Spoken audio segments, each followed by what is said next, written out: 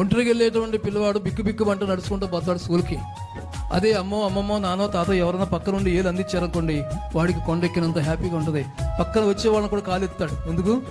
తంతానంటాడు. ఈయన ఉందంతా ఏరిడంతా, కానీ భార్యనంత వాళ్ళ మీద కాలు ఎత్తాడు. వాడు అండేంటి?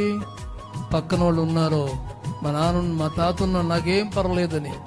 దేవుడు నీతో ఉంటే అంతకంటే గొప్ప బలం కలుగుతుంది. అంటే నేను మీతో ఉన్నాను. నీ ఒంటరి వాడు దానివి కాదు, ఒంటరి వాడువు కాదు. నీ దేవుడు నీతో ఉన్నాడు. ఆయన నీకు పలకరించి చెప్పే మాట, యుగా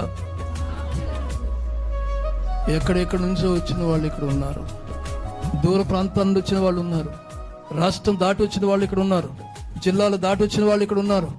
నీ బంధుమిత్రులు నీ ఊళ్ళో ఉన్నారు, నీ బంధుమిత్రులు నీ దేశంలో ఉన్నారు. ఇక్కడ ఎవరూ లేరని నువ్వు అనుకోవద్దు. ఆమేన్. దేవుని కృప నీతో ఉంది.